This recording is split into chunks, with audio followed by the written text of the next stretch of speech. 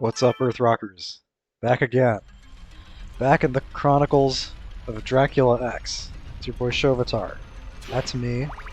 Village is on fire. We got some serious problems here. There are skeletons running around. This is what you would call a crisis. This is what you would call... This is the kind of thing where you'd want to call in the National Guard, if they were available.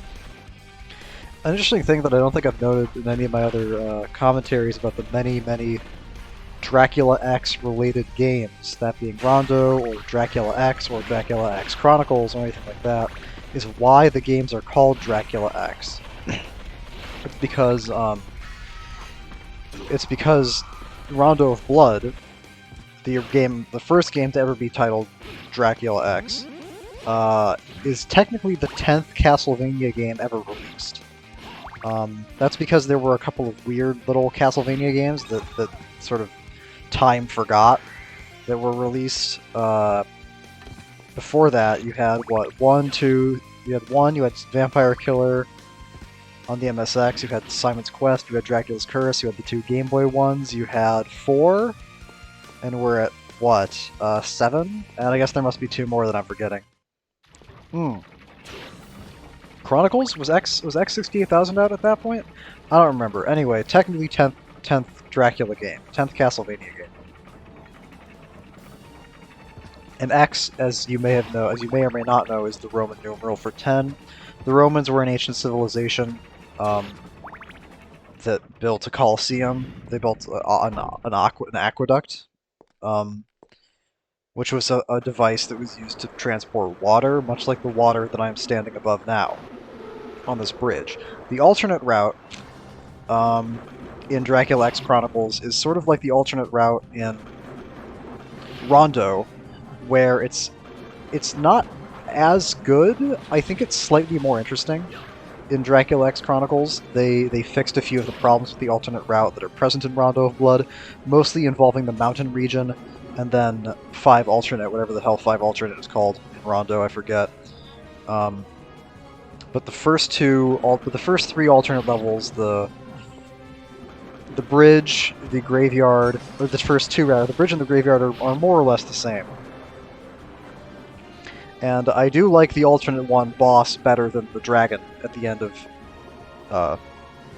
the normal boss at the end of level 1, which is the dragon, because this guy is more like an actual boss. And in Dracula X Chronicles, I feel like it's better about telegraphing where exactly he's hitting you, like where his body is going to come down.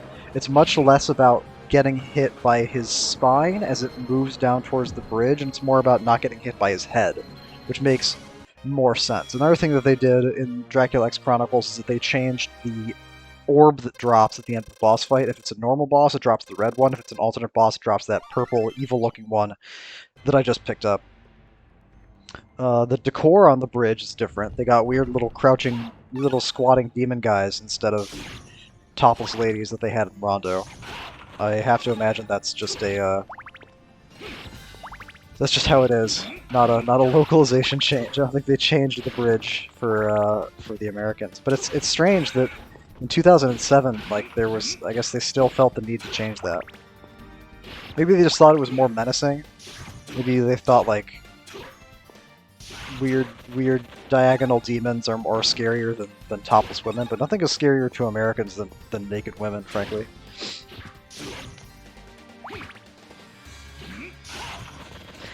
The bridge is a level that I think could have used a little bit. There's something about the bridge that's just missing. There's something that's just not quite right about it. Where I think it is because it's just so. Oh, that's different. I was surprised by the animation of the gargoyles, because in Rondo the gargoyle enemies are some of the few enemies in the game that don't, like, explode when they die, but here I guess they're exploding again. Actually, the bridge does have an improvement involving the alternate route, which you're going to see, I guess, in a moment here. The reason that I decided not to do, like, full hybrid routes of Dracula X Chronicles is because I don't love Dracula X Chronicles the way that I love Rondo. So there are parts of the Dracula X Chronicles versions of these levels that you're not going to see on my channel, but that was really where the most annoying parts of the game was when I was trying to like weave. Oh, there are the topless ladies. Was when I was trying to weave the alternate and normal routes together. Like the path from normal 2 to alternate 3 is very annoying. Involves like a lot of item crash spamming, and then the route from normal 3 to alternate 4 is absolutely infuriating. It involves like a burglar who shows up to steal your sub-weapon that you have to like somehow try to kill, and he's super fast. They may have made that easier in Dracula X Chronicles. Based on the way that the rest of the game is designed, and based on the changes that are present in the game, other changes that are present in the game, it seems likely to me that they probably did change it, but I don't know what exactly they changed. I also think that I want to say they made the path to get to alternate 2 easier. Where I think what I did just there, going up on the bridge and then falling down onto that plank, I'm not sure if that's necessary. We'll see when I upload my Maria alternate route footage, but I want to say you can actually just kind of jump across those gaps as Richter to get here, which I think is good, because the fact that Richter has to do this really unintuitive thing to go from alternate 2 to alternate 3 is kind of the part of the game where it feels the most overt. That gives the message most overtly that the alternate route is for Maria and the normal route is for Richter, which I don't think is actually true, but that's kind of the impression you get. And when I played this game in Rondo, I held on to the cross to deal with the boss coming up here, but after a lot of soul searching and contemplation, I've determined that the axe is the smarter choice. Mostly because of the second phase of this boss. This boss is interesting because it's the tankiest, one of the tankiest bosses in the whole game. It takes a long time to die. And for its first 2 phases, it's going to be above you, and it's easier to just hit it with the axe from far away. I mean, there's nothing... You can hit it with the cross from far away just fine. And in Phase 1, I think I don't utilize the axe too much. It's important to be able to hit him when he does that fire breath attack, because the thing about this boss is that this boss can actually corner you. If he just keeps walking forward and you don't get him out of this phase quickly enough, he can corner you up against the wall, and if he breathes fire, then he'll just hit you, because you can't get above him, and the fire has a pretty long range. But really the reason that I hold on to the axe instead of picking up the cross is for Phase 2 here, when he's got his bone wings and he's flying around the whole time. Because this is the most, well... This is the most annoying phase, because it's hard to figure out intuitively when is a safe spot to avoid his little, swinging pelvis and stubby little legs down there. That's the hard part, is not getting hit by that when he flies by. Trying to avoid that and trying not to get hit by the skulls. Phase 3 of the boss is kind of like... Phase 3 of the boss coming up here when he rolls around at the speed of sound is sort of like... Getting hit by him in this phase sort of is inevitable. And I think I held on to the crucifix partially because I liked the idea of item crashing here for this phase, but it's really not necessary. You can just kind of, if you just play it like this, like I'm playing it here, I think that, look at that, that's no damage. Nice going, Shovatar. I was tense for a second there because I wanted to see if I would no damage it. If you just play it like that, and it's easier to do. I want to say that Phase 3 of the boss in Rondo keeps at the same speed the whole time, but in that iteration of the boss, he very clearly was like getting faster as he lost more health. And I think that's a Dracula X Chronicles edition. That fucking bat. That was dumb shit. See, that's why like I feel like no damage runs of these games are just like ridiculous, because something like that could just like happen to you. You know what I mean? Like a bat just kind of comes out at the top of the screen and hits you. And one thing about Dracula X Chronicles that I don't like is I don't like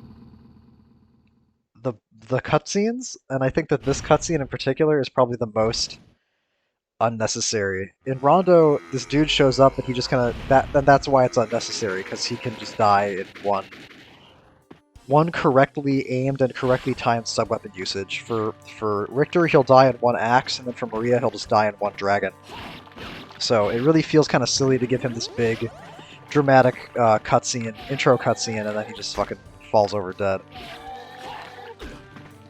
For the bosses, it's mostly okay. I think it's really, really, really annoying on the Dullahan that like I had to change up my whole Dullahan strat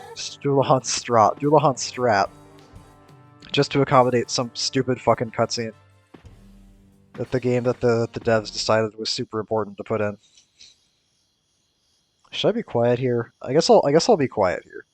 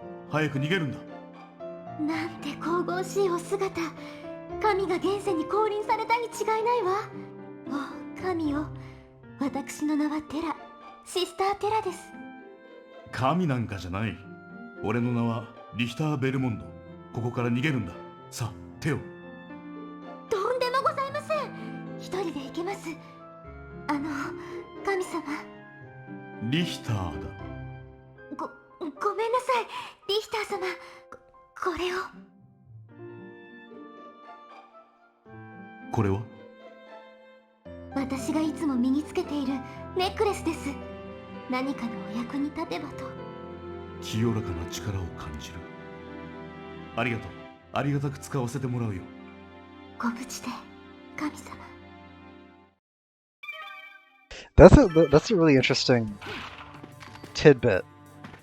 The conversation there definitely feels longer than they got rid of the beards on the sombrero guys. That's unfortunate. See, that's what I mean when I talk about a soulectomy.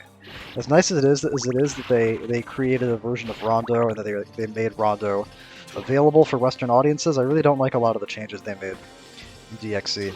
Anyway, that little conversation with the nun is interesting. It's definitely feels longer than the one in Rondo, and it's the kind of thing that seems like it makes sense. It doesn't really make sense in my understanding, at least, of Christian theology, because she seems to think he's a manifestation of God, and in Christianity, God doesn't really go around manifesting himself. That's more of like an Eastern religion thing. God doesn't usually literally show up in the form of a person. I mean, this is contentious, of course, but he allegedly only did that once, if he ever did that at all.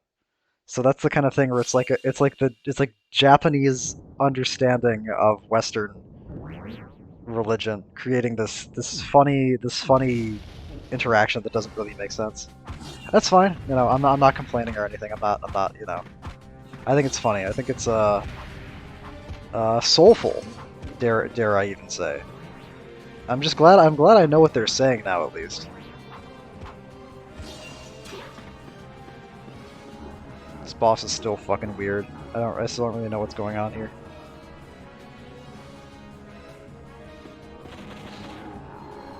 Damn, I've no damaged every boss so far. I wonder when I'm probably gonna take damage on Camilla. Camilla's a really easy boss, but it can be tricky to literally no damage it because of the way that well, I mean, I guess I'll wait and see what happens when we get there, but Camilla can shoot some pretty tricky projectiles that are tough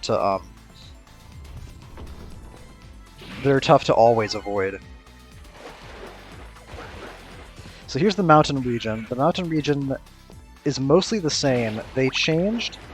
There's actually one thing about this level that they made more annoying, which is how you get access to the imprisoned lady on this level. In Rondo, you had to hit a couple of frog statues to get access to her prison cell. In Dracula X Chronicles, they made a whole like weird Simon's Quest puzzle out of it, where you, instead of hitting any statues, you have to kite a frog over to a pedestal and then get it to stand on the pedestal, and then that somehow opens up the path to her prison cell. That's the frog. And it's very annoying for several reasons. For one thing, it means you have to like try to fight enemies that are near the frog without accidentally hitting the frog. And it also means you have to like jump over the frog. I guess fortunately you don't have to take him very far, but This is the solution.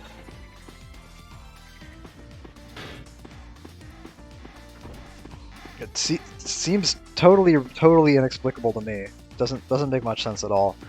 But the toss-up is that they made the path from Mountain Region to Alternate 5 more manageable on Richter. They made the final jump more forgiving, which you're going to see when we get to it. This part is slightly different. It's mostly the same. Just there's like an extra jump here or there, and I think these platforms are arranged slightly differently. Otherwise, it's the same. Oh, I gotta be quiet again.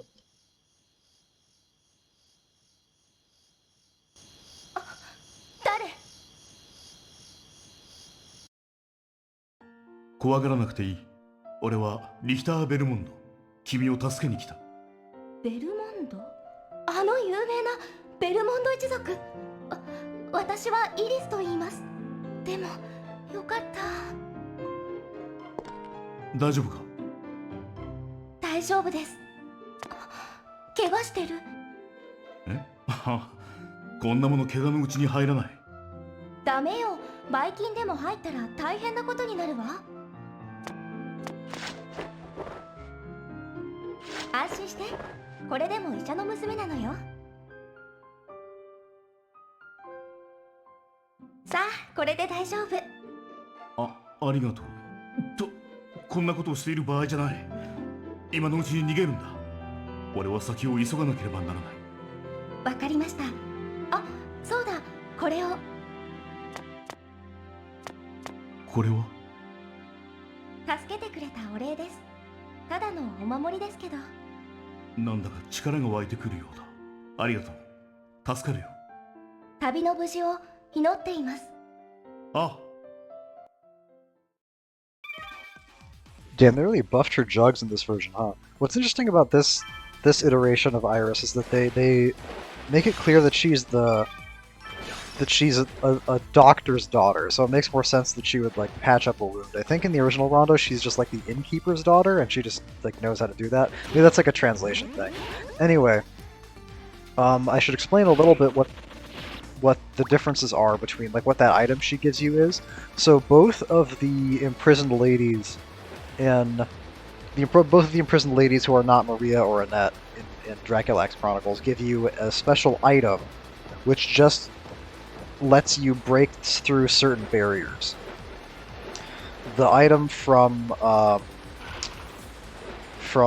Terra lets you break through walls made up of skeletons, and the item from Iris lets you break through walls made up of crystal, and you need to break through one of each of those walls in level 7 in order to get to Annette's actual cell. So that's what that's all about. And I guess you must also need to free Maria, although I don't. Maybe you don't have to actually get the best ending, which seems kind of fucked up. But maybe I'm wrong. Maybe it checks for that too somehow. No, it must because you must, because in the conversation that Richter has with Annette when he rescues her, he mentions Maria. So you must also have to rescue her, which is only fair in my opinion. See, this is the part that I was talking about. This jump is much more forgiving in Dracula X Chronicles than it is in Rondo. In Rondo, you have much less warning. The bird shows up with the sign, and then shows up, and then the ledge you have to jump onto shows up pretty shortly after that. And also, I want to say that there's more generous of a window between, because what you want to do is you want to jump on the ledge, but you don't want to jump into the bird. That's kind of the problem.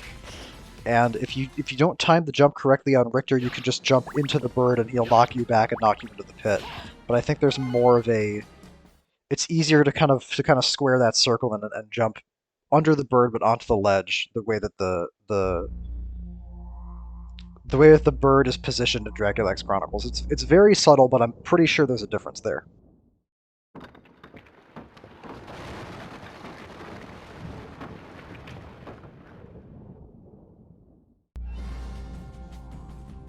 I wonder what the first iteration of Camilla, as she tends to appear in later incarnations of the game, appeared in, because in Simon's Quest, obviously that's the first time you fight a boss like Camilla. So what I'm doing here is I want to do a little bit of damage and then item crash, probably to avoid taking damage. But I just want to damage it while it's within my range. Because it doesn't quite die in one holy water item crash. It dies in one holy water item crash and then change. This part of the fight is more about... she can actually damage you, but it's only if you... Basically, if you're too far away from her, she'll do that big, elaborate flip jump thing, which leaves her very vulnerable to attack. But if you're too close to her, she'll do like a spinning kick through the air, which actually can hit you, because it's super fast.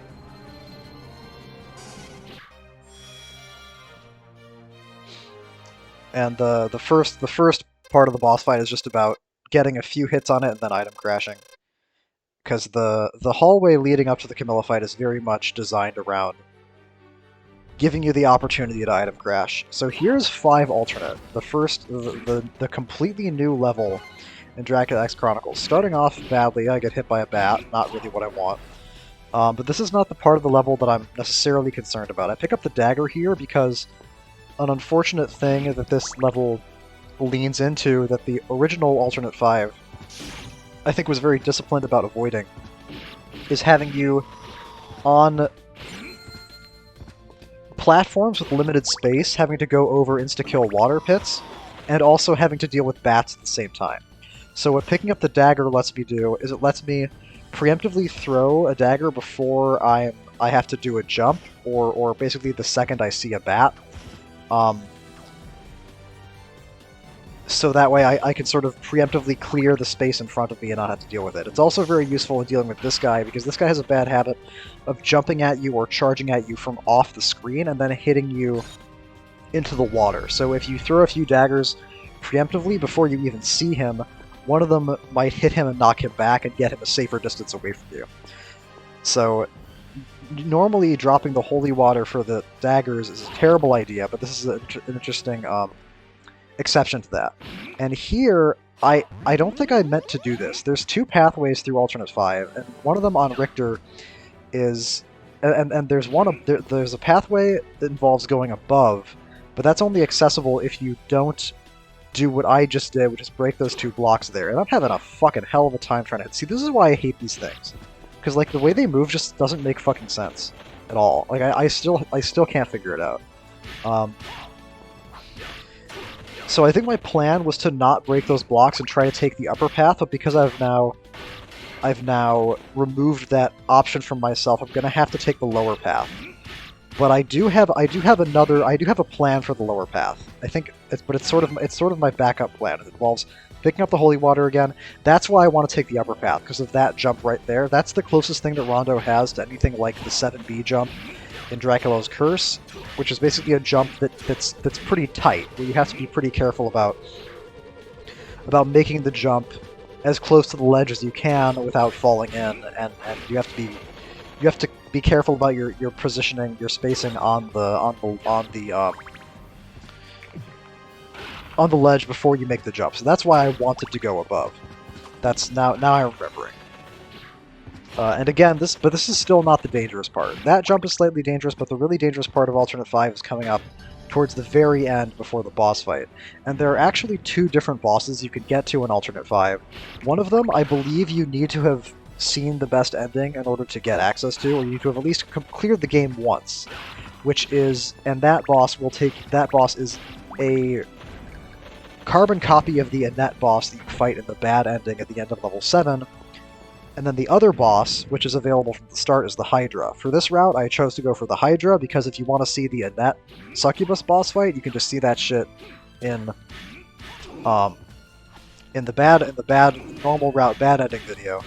But here, but the Hydra is a completely new boss, and there's a part like this in the Rondo Alternate 5 where you have to fight 2 of these guys at the same time. But I think that the difference is that they don't really give you an option to... I mean, I'm sure it's possible to do this without taking damage from either of them, but they have a bad habit of cornering you and of basically hemming you in and putting you in a situation where you have to like move back to avoid one of them, but then the other one is like advancing forward towards you, and it's much simpler to just accept that you're going to take one hit, and then focus on spamming one of them down, and then focusing on the second one. It's not great, it's not what I'd like. I'd like to be able to flawless, like, no damage them, but that was just the safest option. So here's the really hard part of Alternate 5. It's this whole long room, because you've got Medusa heads, you've got knights throwing axes at you, and you've got spear knights. So it's kind of like a renewed version of the Grim Reaper hallway, where the game is constantly telling you that there are places where you're not allowed to stand. And the cleanest way to deal with this problem is to just make aggressive use of item crashes to clear out all the horse shit you would have to deal with otherwise. And this is viable because the Hydra, which is the boss at the end of this route, is a boss that's perfectly... It's perfectly fine to just use the whip to kill the Hydra. You really don't need item crashes at all. I mean, item crashes would be helpful on the Hydra, but the Hydra has learnable attack patterns like a real boss fight, whereas this shit is just kind of like a gauntlet of too many things coming at you at the same time, and too many things telling you at different times that there are places where you can and can't be. And I drop the holy water for the dagger here because it doesn't matter. I don't think I'm going to use a sub-weapon once throughout this entire fight, and because at the start of level 7, because at the start of level 6, I'm going to drop whatever sub-weapon I happen to have at the end of this level for the Bible before I get to the shaft fight.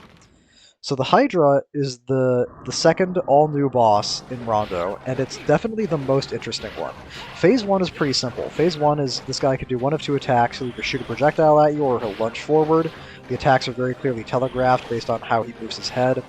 If he doesn't open his mouth, he's going to lunge. If he opens his mouth, he's going to shoot a projectile. Shoots a projectile, backflip over it, lunges, move backwards, and then hit him when he goes in towards you. But again, this is only phase 1. After he dies, this is when you get to the really interesting part. So 3 more heads are going to show up. There's a blue head on the left, a red head on the left, and then a red head on the right. Now the red heads don't permanently die. If you can hit them. They go away if you hit them, I believe, 8 times, but that only temporarily disables them. The blue head, on the other hand, can be permanently killed. And but the thing that actually depletes the boss's health is hitting the heart in the middle. The blue head will shoot lightning projectiles at you that go along the floor. The red head on the left will either swing his head around in the air, or will slam his head down at set spots on the ground. And then the red head on the right will shoot out these fire patches that impede you from staying in certain spots. So to make it as simple as I possibly can, the job of these 3 heads is to make you react to their attacks and basically restrict your positioning. Because the blue head can be permanently killed, and because of how disruptive its attacks can be, they force you to jump when you might not be expecting to jump, when you'd much rather just jump to line up your swings with hitting the Hydra's heart. That should definitely be killed. The right head that shoots the fire patches should also be killed because of how disruptive and how dangerous the fire patches are. Because they're always there, and because you don't always necessarily know exactly where they're going to be. The fire patches seem to show up in slightly different spots. So definitely keep that one dead. But the guy on the left, it's pretty much safe to ignore him, because it's very simple to not get hit by his swing his head through the air attack. And then when he slams his head down on the floor, it's a very simple case of just remembering where he telegraphs it and then moving out of the way and not getting hit by it. But what I like about this boss so much is that it's a boss that really incorporates decision-making. Where it's not just about correctly reacting to telegraphed attacks, it's also about deciding which of these bosses am I going to keep disabled, which of these heads am I going to ignore. You know, do I kill the blue head? Do I ignore the blue head? How do I spend my time, basically? What do I focus on? So the Hydra is a masterfully designed boss, and it might be my favorite boss in the entire game. Because it's the only boss, really, that's like that. Most of the other bosses in Rondo of Blood only incorporate decision-making in the context of what sub-weapon you bring in and how aggressively you utilize item crashes. But that one is the big exception. And I guess you could probably item crash to make it a lot easier. Like, I guess a holy water item crash to kill the blue head and disable the red head and disable the other red head when you start off phase 2 and do a bunch of damage to the heart would probably be really good, but that defeats all the fun of it for me, and I'd rather save up my hearts for the boss rush so I can aggressively utilize the Bible, and so that I can and just to make sure that I have enough hearts for the to utilize the axe and the bridge and etc etc etc. But mostly I want to preserve hearts for the boss rush, because I've just learned over many boss rushes that the more you can utilize the Bible in the boss rush, the easier a time you're gonna have. Like normally I would be worried about conserving my hearts and not using it on the bat, but here, because I went out of my way not to use any item crashes on the Hydra, I have more hearts than you could shake a stick at. So I have absolutely no qualms about using the Bible as often as I possibly can at boss rush, which is super important because I've said it before and I'll say it again.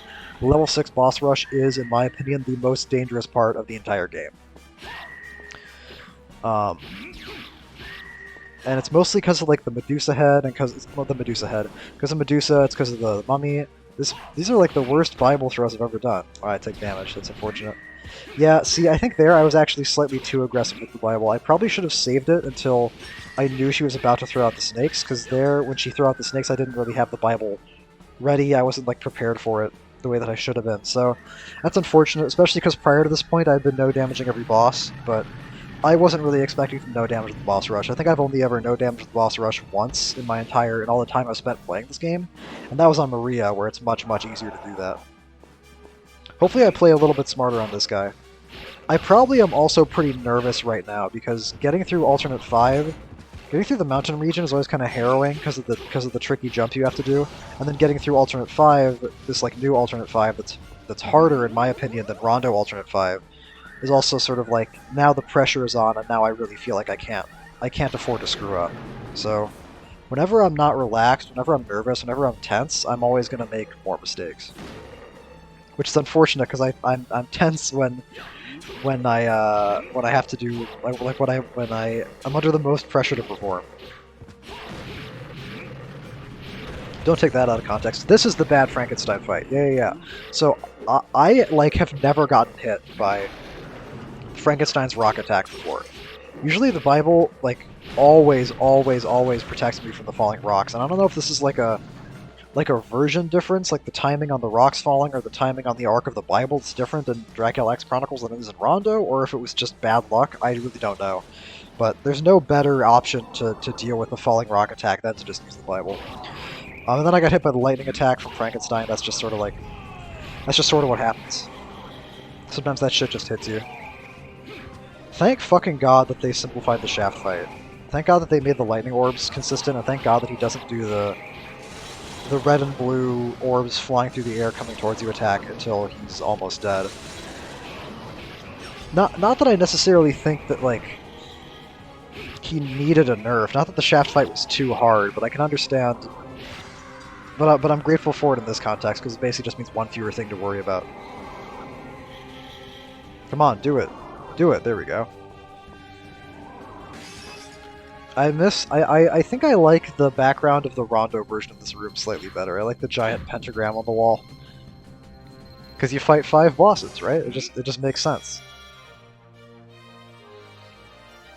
I mean, the skeleton hung up on the thing back there is pretty cool. But I have my preferences. I said a couple things about... I think I barely stammered out my problem with the bridge in Dracula X Chronicles. The problem with the bridge is that they made the axe smaller, so I had to slightly readjust my timing in terms of like when it was, or like when I could throw the axe to hit something, like how specific I had to be. Oh, I'm panicking. Okay, good. Yeah, that's what I need. Yeah, I don't know how the fuck you would ever do this part of the game without the axe, honestly. Because the Bible is just not good enough, because the Bible wouldn't one-shot them. And you're taking like 3 hearts per usage, and you want to kill every single bat you see if you can. Until like the very end.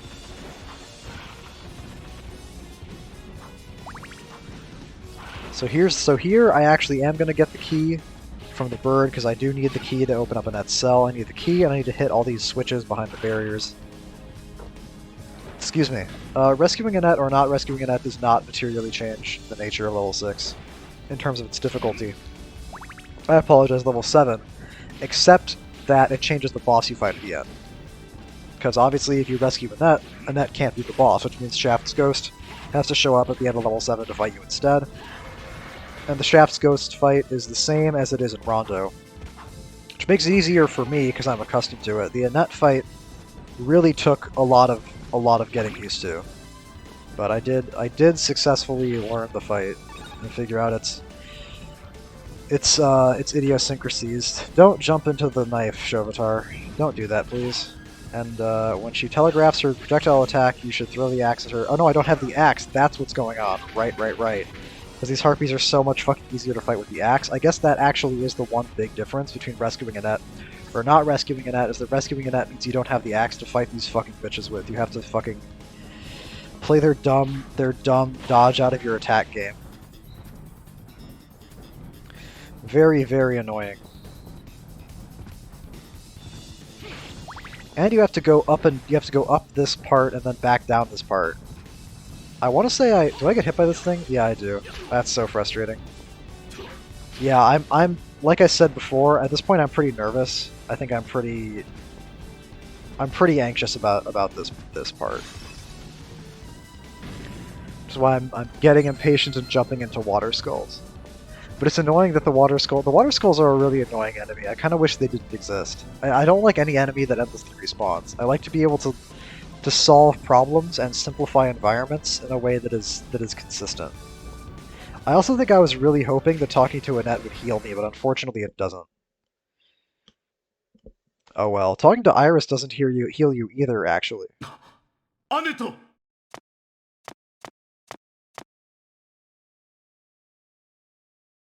リヒターなのね。無事でよかった。信じていたわ。必ず来てくれるって。待たせて悪かった。そうだ、私と一緒にマリアちゃんっていう女の子がさらわれてきたの。その子ならすでに助けた。だがどうしたの？一緒に戦うって聞かないんだ。わあ、なんてこと。止めなかったの？小さいのにすごい力を持っていた。あの力を見せられたら止められない。そう。でも心配だわ。彼女を危険にさらさないためにも、俺はドラキュラのところに急ぐ。アネット、君は安全なところへ逃げてくれ。わかったわ。リヒター。どうした？死なないで。必ず無事で戻ると約束して。ああ、任せろ。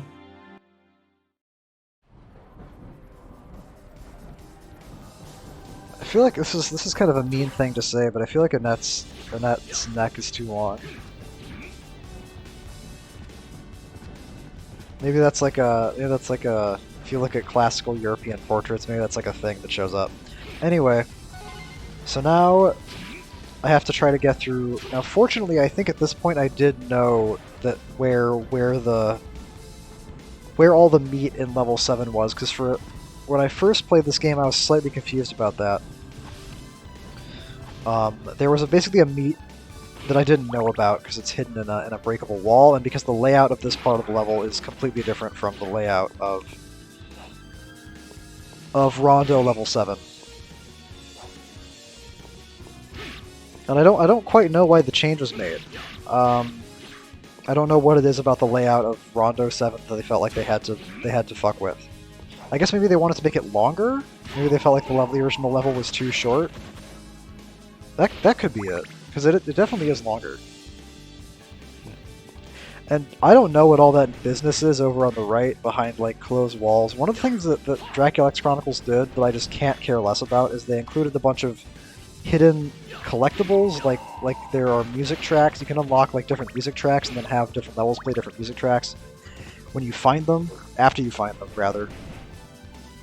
But I don't know, man. I just want to play the game. I just want to get to the end and beat Dracula. I don't want to do like switch puzzles. I don't want to do whatever weird shit they want me to do to get to hidden things. The big exception to that is that I did have to find a hidden thing in order to unlock Symphony of the Night, the Symphony of the Night PSP port, but that was actually pretty simple to get at. It just involves doing something that I would already have done in Alternate 3 on Maria. But it is the alternate 3 path to normal 4, so actually I did kind of have to go out of my way to do it. You're not going to see the footage of that because I only did 2 routes per character. I did Maria alternate, Maria normal, Richter alternate, Richter normal. Didn't do any hybrid routes. I just took that path to unlock Symphony of the Night and then just left it at that.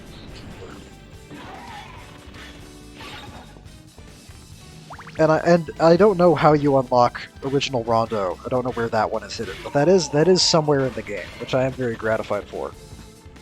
I said that in my normal review, which is that I think I'd be much harder on this game if it didn't do that, because then all of the changes that it made to Rondo would feel more. I feel like I could criticize it more harshly for that, but instead they were smart enough to include the original Rondo in the game. Okay, so I didn't know. Okay, I guess I didn't know where the meat was. Yeah. Okay. There's a meat back there that I didn't know about, so I'm stuck with only having meat in here to pick up before I go into the Shaft fight. Which is not what I want, because Shaft's ghost can be pretty fucking dangerous. It's not that bad, but some of the attacks are really punishing. The behemoth that he summons can do a ton of damage. If he summons the dragon, then it does its like swoop instead of its fire breath and hits you. That can do a ton of damage, and that's pretty tricky to dodge. Yeah, Shaft's ghost is one of the harder bosses, I would say. Harder definitely than the Dracula X Chronicles incarnation of regular Shaft, because they nerfed him. Made his lightning orbs consistent and basically took away one of his attacks.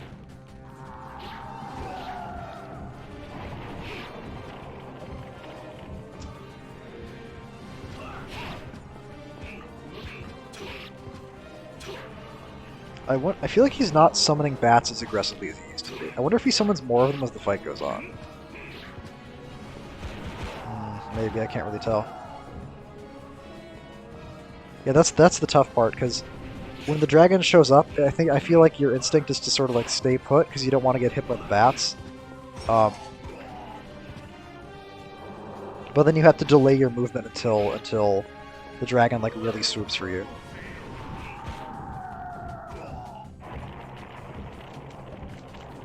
Because it's not like there's any confusion about which attack the dragon is going to do. The dragon always does one attack then the other. Fuck! I get hit in the last second. God damn it! Ah, that's frustrating. Does that count as a no damage if he hits me after he dies? I guess I took damage, so I guess it does count. Shit. Oh well. Oh well. I just, see, if I just use a Bible at the end there instead of trying to whip at him, because I wasn't sure, I feel like he hovers higher up in the Dracula X Chronicles version of the fight than he does in Rondo. I swear to God, I've been in that exact situation before in Rondo, and I've been able to hit him there, but I guess not. Not in this version of the game. Oh well. 待ちかねたぞ、ベルモンドのマスエよ。滅びよ、ここはお前の住む世界ではない。私は自らの力で蘇るのではない。欲深な人間どもによって蘇るのだ。力が唯一の正義なのだからな。それはお前の勝手な言い草だ。人々は同じ信念のもとで集い、そして歩んでゆく。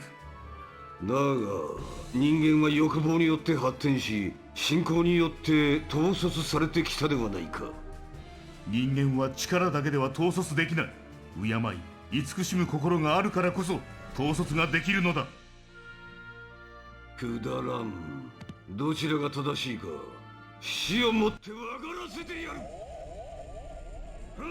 I think I like some parts of the dub script version of this exchange a little bit better than the Japanese version. Oh, I can back the door with the fireballs. I guess I'd maybe... Huh. Okay, well, now I feel like an idiot because I talked shit earlier. I talked shit in the last video for not being able to do that. Maybe I just need to be a certain distance away. Maybe it's like more stringent about that. Huh. Damn, he died super fast. I guess that's my expert cross throwing responsible for that. Now I fight the turquoise demon. And then after the turquoise demon, we're going to have an extra phase of Dracula thanks to my intrepid rescuing of the fair maidens in the dark wilderness. I'm not going to be too aggressive with my item crashes here because the third phase of Dracula is mostly doable with the whip, but the cross is actually pretty helpful in a couple spots, so I don't want to waste all my crosses just hitting this big, dumb idiot phase 2 with his easily dodgeable attacks.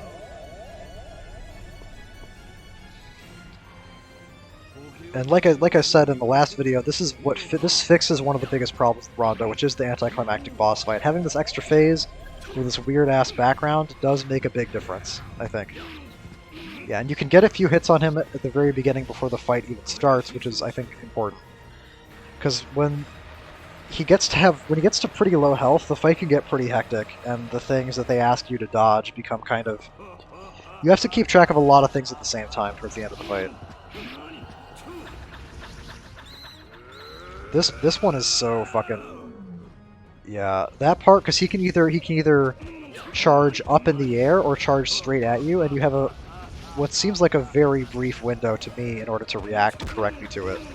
To either jump over him, or stay right where you are to let him jump over you.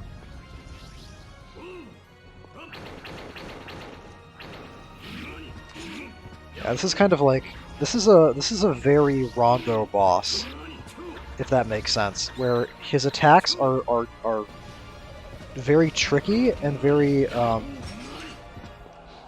damaging, but also learnable and dodgeable. That's kind of the whole. It's basically just increasingly complicated positioning checks. Is a good way to put it, I would say. Slowly adding on more rules about where you can and can't stand. And this part right here is the ultimate iteration of that, where he both summons flame gouts and then shoots fire along the ground that you have to jump over, which means you have to both be walking forward to avoid the flame gouts and also be watching him and watching his spell casting to jump over his fire wave to avoid it, and that's hard because if he's in the middle of the screen like that, you can't just hold forward and forget about it, because if you do, you're just going to walk into him. So you have to watch the flame gouts and also watch him at the same time, which is really hard, and that's why I took damage there. So unfortunately, not a perfect Dracula. I really would have liked that to be flawless, but you don't always get what you want. バカな、この私が。俺の方が正しかったようだな。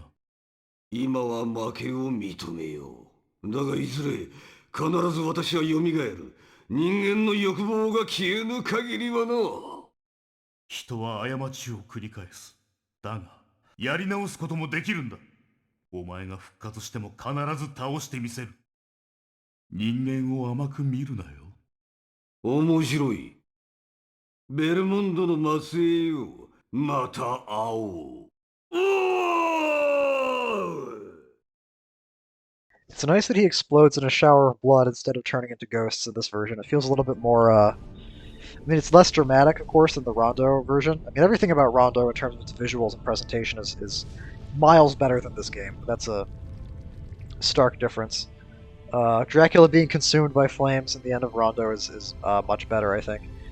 An interesting little note about that last part, something about the way that the Japanese VA delivers that line about, like, I'll always come back, humanity is insatiable. It almost feels like Dracula is like... It's like he's sick of it, almost. It's like he's saying, they never stop, right? Like, humankind never stops bringing me back. They never seem to tire of the desire to have zombies running around, which is the only human desire that Dracula seems capable of fulfilling, in my opinion. So that's an interesting thing about like the Rondo Symphony of the Night era is that it's the first time that they really decide to give Dracula any kind of characterization. I do still think to this day that the point of I'm just fulfilling humans' desires is not really explained adequately because it's not clear based on what you see in the game what exactly he's doing for people. I mean, I'm guessing nobody asks to become a werewolf. I mean, maybe they do. I can see what it's doing for Shaft, but I can't see what it's doing for anybody else because Dracula doesn't seem to have very many mortal followers. Usually, just like one lunatic who is responsible for resurrecting him, and then that's it. But it is nice that they at least tried to give him some kind of story and some kind of something. And as for the exchange at the start of the fight, the dub script obviously has "What is a man? A miserable little pile of secrets," which I love. I think I like the line, "Faith." What is it? Reason is always sacrificed to faith, or something like that. That is better to me than perhaps the same could be said of all religions, which is how they chose to render that in the dub script.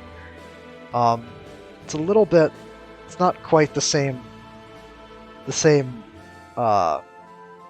tone. It's not really the same idea. Although it does create an interesting contrast between Dracula and Richter, where they really made an effort. The fact that Richter is kind of hot-headed and belligerent comes across more in this version, I think.